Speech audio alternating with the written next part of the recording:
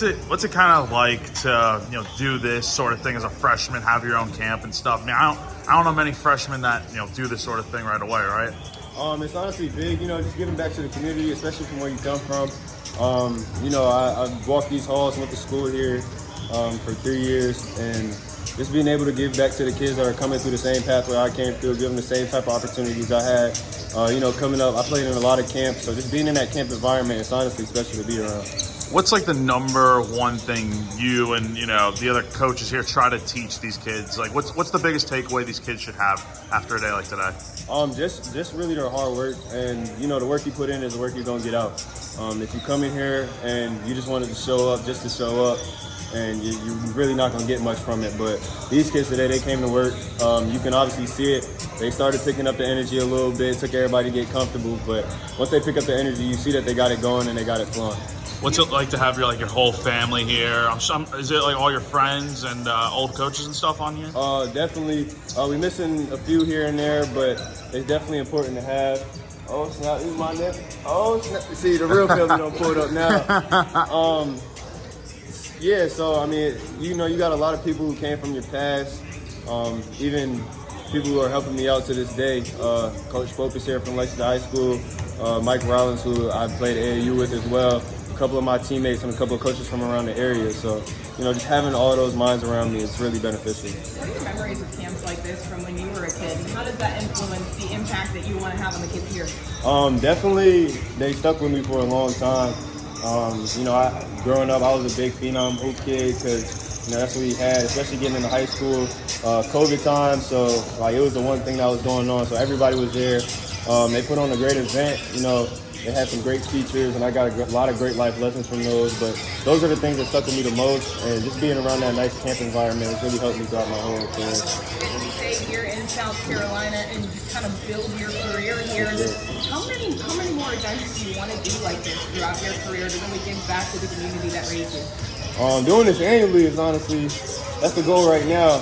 We look at short-term goals right now, but we definitely got eyes open, we got minds open, looking for other future opportunities that we can have. In terms of just being here and stuff, what does it mean to have your parents here, and what kind of role have they played in your career? It's definitely special, just organizing everything, helping me out with all the logistics and whatnot, especially all the small things.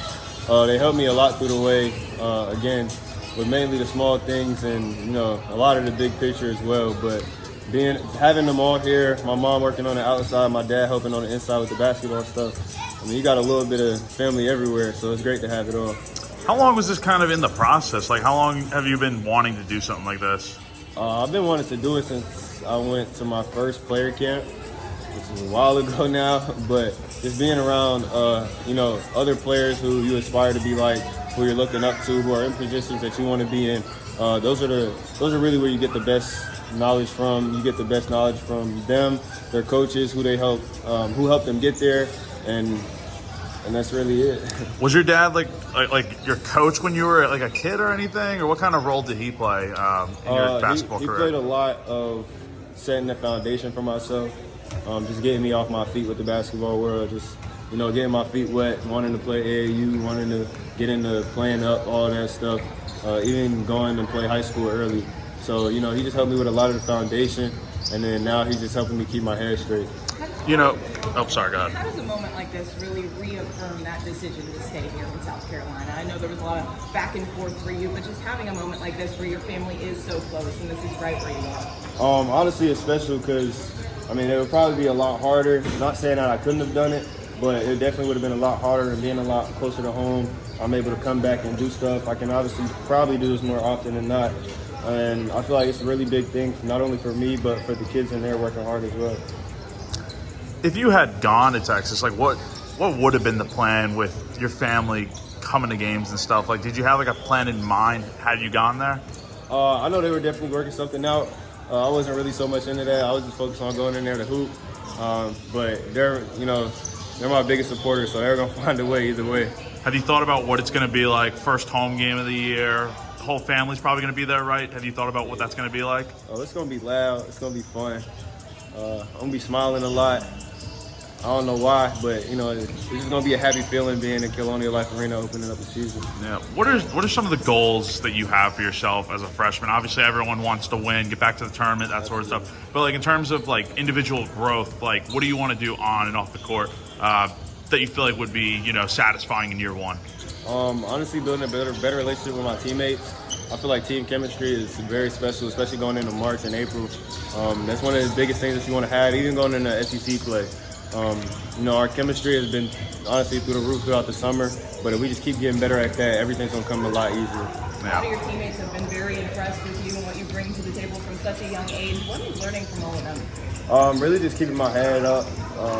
You know, you got some rough patches, especially as a freshman. You're gonna hit a couple bumps, but they really just motivate me to keep going and keep grinding, sticking to what I do, even if I don't have the best days, just keeping my head up and pushing forward. Is there a piece of advice that a teammate has given you that's really stuck with you throughout the summer? Honestly, yeah, just talking to the older point guards. You know, I may just have some questions about things. Could I have done this here? Should I have done this here? Maybe I saw him on something I didn't hit him on. But they just keep telling me do my thing. This is your shot, this is your game, just play your style, and then we'll adjust to it as well. So just making adjustments to everybody has really been the best. Has there been a moment in practice where you were like, hey, this is where I'm supposed to be? Yeah, honestly, I feel it every day. Just going in there, I mean, if you're uncomfortable, then you probably don't feel like you should be there, but I feel comfortable where I'm at. Even coming out before practice, getting taped up, I just feel comfortable with everybody in the training room, just chopping it up. And, you know, we just keep everything cordial and keep it fun. Yeah, you mentioned the older point guards and stuff. What has it been like to play around or be around like Jamari and Jacoby and guys like that have been here? It's honestly special, and it's making my transition a lot smoother, especially with the older guys. I mean, they have all the basketball knowledge that I'm seeking right now, and as stands on the college level. So being able to use their minds, pick their brains, even as well as Coach Lamont Paris.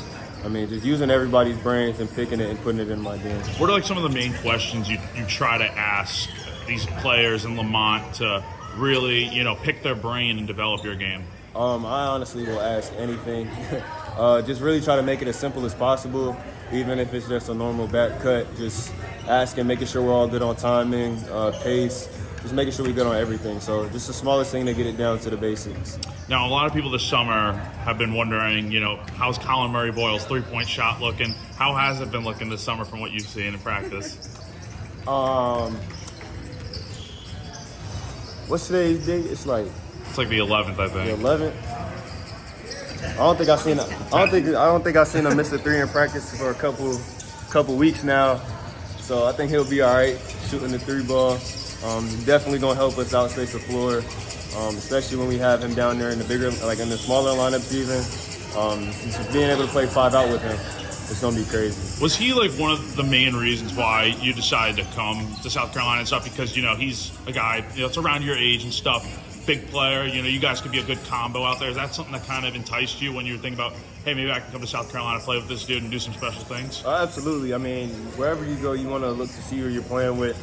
But being able to play with CMB obviously stuck out a lot more than others probably imagined. But, you know, him and Jeezy really led the way for me.